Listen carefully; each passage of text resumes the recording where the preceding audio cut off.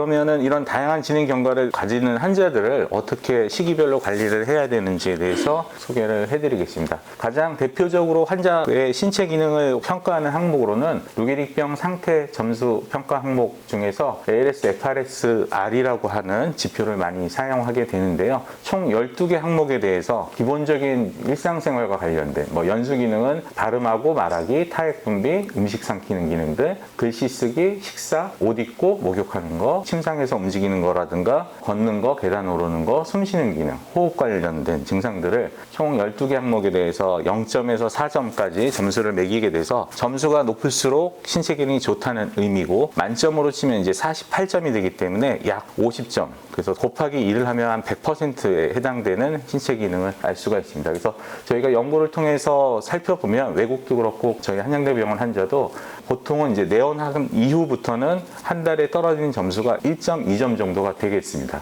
그러면 1년으로 치면 12달이기 때문에 12점에서 한 15점 정도가 감소가 되면 곱하기 1을 하면 한 24%에서 35% 정도의 신체 기능이 떨어진다고 생각을 할 수가 있습니다. 평균적인 경우고요. 근데 아까 그림에서 보여드린 것처럼 저희 루게릭 환자분들이 워낙 다양한 진행 경과를 보이기 때문에 어떤 분들은 10년 이상 잘 지내는 분들도 있고 어떤 분들은 1, 2년 안에 기관절개나 호흡기가 필요할 정도로 급격하게 진행하는 형태가 있어서 다는 그렇진 않지만 대략적으로 보면 이제 3년에서 4년 정도면 신체 기능이 0점에 가까운 점수로 떨어진다라고 이해를 할 수가 있습니다. 그래서 이 점수 상태로 보면 40점에 해당되는 시기는 혼자서 일상생활을 거의 가능하고 밖에서 봤을 때는 환자인지 티가 안 나고 다만 이제 환자분이 본인이 움직이고 활동할 때 좀 불편함을 느끼는 정도가 한 48점에서 40점 정도 점수되고요. 이제 40점에서 이제 30점대부터는 기본적인 일상생활에서 한두 가지씩 주변 사람의 도움이 필요한 시기입니다. 그래서 가장 환자분이나 보호자분들이 어려워하는 시기를 보면 요 30점대 언저리, 그러니까 약 50%에서 60% 정도의 신체 기능이 남아있을 때를 가장 힘들어 하시고 스트레스를 많이 받아 하시는데 이전에 했던 것들을 못하는 것들이 많아지는 시기이기 때문에 이때를 많이 힘들어 하셔서 이 시기를 잘 견디시는 게 중요하다고 할 수 있겠습니다. 그 이후로는 이제 전적으로 타인의 도움이 필요하기 때문에 호흡기라든가 위로술이라든가 여러 가지 다른 보조적인 방법들을 고려해야 될 시기고요. 20점 이하부터는 준와상 상태로 볼 수가 있겠습니다. 증상 초기에 하셔야 될 일들이 이때는 그래도 에너지도 많고 진단 초기이기 때문에 이때 좀 미래를 위한 준비나 여러 가지 투자를 많이 하셔야 될 시기고요. 근데 저희도 직접 환자를 보다 보면 이 시기 때 충격을 많이 받으시기 때문에 치료라든가 제도권 밖에서 있던 것들에 좀 매달리는 시기이기도 하고요. 근데 이때 본인이 갖고 있는 여러 가지 경제적인 리소스나 그런 것들을 너무 많이 쓰게 되고 진을 많이 빼게 되면 가장 힘든 시기, 50% 정도 신체 기능이 남아있는 그 시기를 좀 버티기가 어려워지기 때문에 초기에는 오히려 좀 덤덤하게 병에 대해서 좀 많이 공부도 하시고 이런 강좌 같은 것들도 들으시면서 어느 정도 직면하기 어려운 미래이긴 하겠지만 미래에 대한 공포가 있을 때 겁이 나고 불안하고 그런 거잖아요. 그런 것들에 대해서 좀 이해를 하고 준비하는 시간이 있으면 가장 힘든 시기를 좀 현명하게 보내실 수 있을 것 같습니다. 그래서 초기에는 기본 치료, 기존에 알려진 식약처나 아니면 미국 FDA에서 승인된 약들, 국내에서 구할 수 있는 약들 위주로 저희는 한양대병원에서 시작을 하게 되고요. 치료 방향성과 앞으로의 어떤 진행 경과가 빠를지 느릴지를 좀 판단하기 위해서 정기적인 방문을 통해서 어느 정도의 신체 기능이 떨어지고 있는지를 평가하면 도움이 많이 될 것 같습니다. 그리고 진단서라든가 직장이나 사회적으로 필요한 서류들을 이때 준비를 하고 가족들과 미래에 대한 계획을 잘 세우시는 게 중요한 시기라고 할 수 있습니다. 이전 동영상에서 많이 다룬 내용이긴 하지만 간단하게 정리하고 들어가면 미국 FDA 기준으로 총 4개가 승인이 받았다가 3개로 줄게 됐는데요. 이제 하나는 이제 릴리브리라는 약물이 1, 2, 3까지는 효과가 어느 정도 입증이 돼서 시판이 됐다가 약이 없는 질환이다 보니까 이상만 해도 시판이 됐었는데 아쉽게도 3상 임상시험에서 목표했던 결과를 충족시키지 못해서 시장에서 철수를 하게 됐는데요. 임상시험의 실패가 완전한 실패는 아닙니다. 라디커가 같은 약제들도 실제로 3상 임상시험에서 한 번 실패를 했는데 디자인을 달리해서 임상시험에 참여했던 일부 환자들에서 도움이 좀 많이 받았던 환자들을 찾아내서 이제 그 환자를 대상으로 다시 3상 임상시험을 했더니 치료 효과가 입증이 돼서 허가가 됐던 만큼 고혈압약이나 당뇨병 약 개발하는 거와는 좀 차원이 다른 난이도가 있는 질환이기 때문에 이런 퇴행성 질환이나 난치성 질환 같은 경우는 임상시험에 3상까지 간 것만 해도 사실은 되게 중요한 결과라고 할 수 있습니다. 그래서 주변에서 어떤 그 영양제가 환자한테 도움이 된다더라 하는 것들은 대부분 세포 실험 내지는 동물 실험까지 뿐이 가지 못했던 약물들이 많거든요. 그런 것들을 고가로 하시는 것보다는 그래도 1, 2상이나 자료가 어느 정도 있었던 영양제라든가 그런 것들을 저희가 이제 초기에 오셨을 때 처방을 해드리고 있으니까 그런 것들 위주로 복용을 하시면 되고, 가장 손쉽게 먹을 수 있는 약 중에서 이제 경구용 라디컷이라든가, 또 이거는 이제 물약으로도 나와 있기 때문에 삼킴 장애가 초기에 있는 분들 같은 경우도 좀 쉽게 먹을 수 있게 이렇게 되어 있고, 필름 형태도 외국에서는 개발이 됐는데 아직 국내에는 들어와 있지 않고요. 그 외에 이제 라디컷 주사가 있고, 경구용 약제도 지금 희귀약품센터로 신청은 가능한 상태이긴 한데 지금 일시적으로 이제 수입이 조금 어려움이 있어서 아직은 보류된 거고, 지금 이제 환율이나 여러 가지 환경상 정맥주사보다 한 비용이 한 2배나 들기 때문에 제 개인적인 판단은 정맥주사를 맞으면서 경구용 약제가 정식 시판될 때까지 좀 기다리시는 게 더 낫지 않나 그렇게 생각을 하고 있습니다.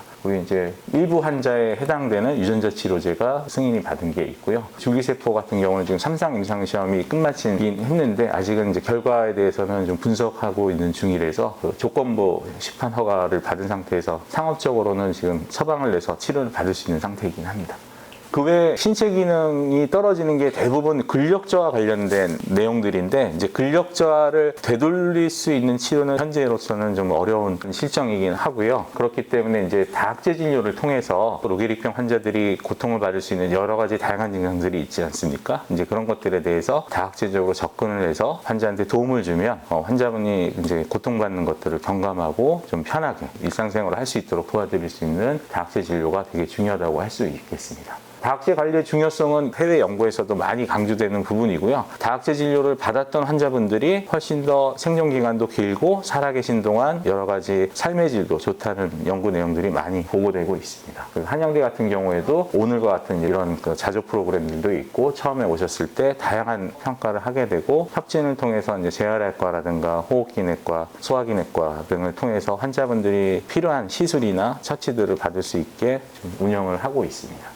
환자분들이 오셨을 때 한양대에서 이제 평가하는 항목들이고요. 대표적인 대증치료에 대해서 몇 가지 소개해드리면, 답답하면서 공기가 좀 필요할 것 같은 요법이 이제 불안장애나 그런 것들이 있을 수 있어서 그런 경우에는 안정제 같은 것들이 도움이 될 수가 있고요. 근육 연축, 경련, 근육 떨림으로 이제 좀 힘들어하시는 분들이 있는데, 그런 분들 같은 경우도 다양한 경구용 약제를 통해서 증상을 완화시킬 수가 있습니다. 이런 증상들은 환자한테 도움을 드릴 수 있는 약물들이 있고, 뭐 때에 따라서는 물리치료 같은 것들도 도움이 될 수가 있고요. 변비 같은 경우도 흔하다고 말씀드렸는데, 이제 변비약도 이제 종류가 워낙 많기 때문에 환자분에 따라서 이 약, 저 약 좀 시도를 해보고 환자한테 맞는 약들을 찾고, 또 이제 시기 관련된 것도 중요하기 때문에 저희가 상담을 해드리고 있습니다. 그리고 우울증 같은 것들도 많이 동반을 할 수 있기 때문에 우울증 관련된 약제들도 많이 사용을 하고요. 구강이 건조하거나 가래가 진해질 경우에도 다양한 약물이나 분무기 같은 걸로 수분 섭취할 수 있게 해드리고 있고, 과도한 하품이라든가 피로감, 수면장애 이런 다양한 증상들에 대해서 약물 치료라든가 보조적인 요법을 통해서 증상을 좀 완화시켜 드릴 수가 있습니다. 코 막히거나 통증, 침과다분비, 근육광직, 배뇨장애 이런 것들을 약으로 조절할 수 있는 증상들이기 때문에 병원에 오셔서 적극적으로 본인이 힘든 점을 말씀하시고 담당 의료진과 상의해서 약물 조절을 받으면 도움이 될 수 있겠습니다. 몇 가지 이제 대표적인 것들을 조금 소개를 해드리면, 로게릭병 환자분들이 대사과다증이 흔하게 동반이 되는데 환자의 한 60% 정도에서 발견이 되고, 기초대사량이 건강한 사람의 한 110%로 올라가 있습니다. 이건 바꿔 얘기하면 저희 로게릭 환자분들이 운동 기능이 떨어져서 잘 못 움직이지 않습니까? 근데 겉으로 보이는 움직임이 적다 하더라도 안에서는 에너지를 많이 사용하고 있는 상태에 해당됩니다. 물론 이제 운동신경 세포가 없어지면서 근육 위축이 생기기도 하지만 이런 대사장애로 인해서 에너지 소모가 많기 때문에 여러 가지 살도 빠질 수 있고 그렇게 됩니다. 그래서 한 연구에서는 기존 식단보다 한 20-30%를 총 칼로리를 늘려서 환자한테 드려봤더니 생존 기간도 길어지고 여러 가지 예후 관련 지표도 길어지는 것을 확인하였습니다. 일부 연구에서 보면 신체 기능 떨어지는 정도가 체중 감소하고 거의 비슷하게 진행되는 걸로 봐서는 병의 진행에 따른 신체 기능 저하도 있지만 처음에 진단받고 우울증에도 빠지고 식욕도 떨어지고 삼킴장애가 있으면 식사량도 줄고 먹는 게 충분치 못해서 신체 기능이 떨어지는 것도 겹쳐서 있기 때문에 이제 병 자체로 인한 근력 저하는 도와드리기가 좀 어렵긴 하겠지만 식사량이 부족해서 신체 기능이 떨어진 것들은 식사를 잘하면 예방도 할 수 있고 일부 기능이 조금 더 호전되는 것도 기대할 수 있기 때문에 가장 중요한 거는 총 칼로리를 잘 맞춰서 유지하는 게 중요하다고 하겠습니다. 그 다음에 이제 지중해 식단이라든가 항산화 식단이라든가 안내책자로 드렸던 내용들을 지키시면 식사 관련된 것만으로도 여러 가지 좀 좋은 것들을 기대할 수가 있겠습니다.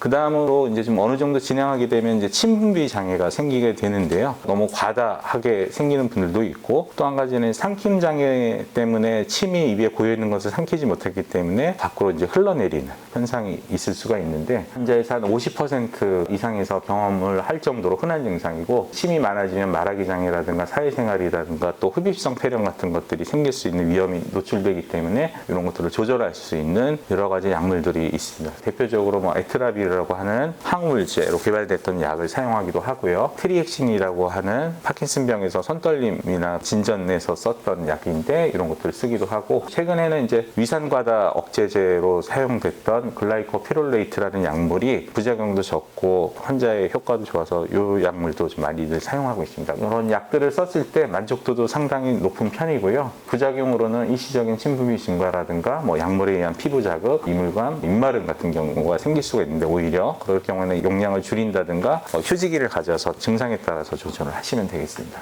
그리고 또 한 가지는 최근에 이제 기미테의 성분 일부가 부작용으로 목마름을 유발하는 걸로 알려져 있어서 기미테를 사용하면은 과다침 분들이 줄일 수 있어서 좀 사용하는 분들이 있는 것으로 알고 있는데 문제는 이 기미테가 생각보다 다른 부작용들도 좀 흔한 거라서 뭐 어지럼증이라든가 동공학대, 언어장애, 기억력 소실 같은 것들도 일부 환자에서는 경험할 수가 있고 보니까 아직은 전문의약품이 아닌 것 같더라고요. 그래서 멀미약으로 이제 약국에서 바카스 사듯이 사실 수가 있어서 너무 여러 장을 붙인다든가 그러면은 이런 부작용이 생길 수 있기 때문에 주의가 좀 필요할 거는 같습니다. 그리고 이제 보톡스 치료도 침샘을 억제를 해서 침분비를 좀 떨어뜨리는 효과를 가질 수가 있고 보통 치료 효과가 한 3개월 정도 가는 것으로 알려져 있는데 지금 여러 가지 상황상 저희가 이비인후과 쪽 선생님들하고 협업을 해서 다 세팅을 해놓은 상태에서 의료 인력이 좀 부족한 일이 생겨서 지금은 잠정 중단한 상태인데 김영기 교수가 치료에 필요한 관련 서류나 그런 것들을 이미 신청해 놓은 상태라서 저희가 어느 정도 좀 인력이 확보되고 하면은 좀 다시 시작할 수 있을 것으로 기대를 하고 있습니다. 그리고 반대로 입이 마르거나 침이 지날 때 할 수 있는 것들은 여러 음식물에 따라서 침이 끈적끈적해지는 경우가 있으니까 뭐 감귤류, 귤과 같은 음식들을 좀 피하는 것도 좋고 파인애플이나 뭐 파파야 주스는 진한 침을 분해하는 성분이 있어서 이런 것들은 좀 도움이 될 수 있고요. 그리고 입안에 스프레이 같은 것들을 사용할 수가 있고 또 한 가지는 식사량이 줄면은 입이 마른 분들이 많더라고요. 보통 저희 환자분들이 거동이 불편해서 이제 화장실 가는 것 자체가 부담스러우시니까 물 양이나 식사량을 줄이는 경우가 많은데 입마름이 생기는 경우가 있어서 식사량을 늘려야 되거나 수분 섭취를 충분하게 하셔야 됩니다. 특히 이제 여름과 같이 날이 좀 덥고 땀이 많이 흘릴 수 있는 환경에서는 수분 섭취가 되게 중요하다고 할 수 있습니다. 그리고 또 한 가지는 감정 표현 장애가 일부 환자에서 생길 수가 있고 이런 것들을 이제 가성구마비라고 저희가 얘기를 하는데 감정 실금이라고도 얘기하고 이런 경우에서는 항우울제 계열의 약들이 도움이 될 수가 있고요. 새로 나온 희귀약품센터를 통해서 신청이 가능한 유덱스타라고 하는 약물이 있습니다. 가성구마비를 타겟으로 개발이 됐는데 부수적으로 침분비라든가 삼킴장애라든가 그런 거에도 좀 일부 도움이 되는 것으로 알려져 있어서 미국에서 이제 임상시험 3상 없이도 약물도 이제 증상 완화제로 허가가 됐고 국내에서도 정식으로 시판되지는 않았지만 희귀약품센터를 통해서 사용이 가능합니다. 지금 환율이 좀 많이 오른 상황이라서 한 달 약값이 알약인데요. 지금 한 달에 한 300만 원 가까이 되는 것으로 알려져 있고 제 개인적인 경험에서는 한 10분 정도 처방하면 한 5, 6분 정도는 약을 드시면 확실히 효과를 느낀다. 그렇게 하셔서 약을 유지하길 원하시는 분들이 있습니다. 일단은 좀 애매하시면 한 달 정도치라도 드셔보시고 본인한테 효과가 없으면 개인적인 생각으로는 계속 드실 이유는 없고요. 이거는 병의 예후를 좋게 하기보다는 증상을 완화하는 목적으로 사용하는 게 좋을 것 같아서 증상에 도움이 안 되면 굳이 비싼 약을 드실 필요가 없고 도움이 된다면 여러 가지 사항을 고려해서 사용을 하면 되고 이 약을 쓰기 전에 아까 소개해드렸던 다른 가격이 저렴한 약물을 사용한 이후에 사용하는 것을 권유드립니다. 또 이게 의료보험에서는 불인정 항목이고요. 실비보험에서는 지금 되는 것으로 알고 있습니다. 그래서 요거는 마약류 승인 수입 절차 희귀약품으로 묶여 있기 때문에 식약처에서 관리하는 희귀약품 센터를 통해서 개인 자격으로 접수를 하게 됩니다. 접수에 필요한 서류 중에서 의사의 소견서라든가 뭐 진단서가 초기에 필요하고 처방전 같은 게 필요하니까 의료진한테 요청을 해서 서류를 받아서 신청을 하시면 약을 받아서 복용하실 수가 있습니다. 다음으로는 이제 루게릭병 환자분들이 신체 기능이 떨어지면서 관절도 붓게 되고 2차적으로 근육 같은 데가 뭉치거나 인대가 손상을 받아서 통증이 발생하는 비율이 높은데요. 이제 그럴 경우에는 이제 진통제라든가 신경과 관련된 통증이면은 일반적인 진통제의 효과가 없기 때문에 신경 관련된 통증을 조절할 수 있는 여러 가지 다른 약물들 조절을 해야 되고요. 근데 통증이라는 게 약 하나를 먹었다고 해서 씻지 않는 경우도 있을 수는 있지만 대부분은 증상이 좀 좋아지는데 시간도 걸리고 본인한테 잘 듣는 약제를 찾는데 시간이 좀 필요하기 때문에 처음에 처방드렸던 약이 별로 그렇게 효과가 없더라도 꾸준하게 이제 진료를 보시면서 본인한테 맞는 적절한 약물을 찾는 과정이 필요합니다. 근데 그 과정이 좀 지루하고 참기가 좀 어렵기 때문에 중도에 좀 포기하시는 분들도 있기는 한데 대부분은 그래도 약물 기반으로 해서 치료를 하게 되고요. 그 외에 이제 물리치료나 스트레칭이나 통해서 통증을 완화할 수가 있겠습니다.